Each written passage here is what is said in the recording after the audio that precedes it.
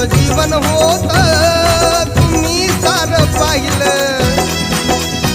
काय होत दादा आपल्याकडं पहिलं कसं जीवन होत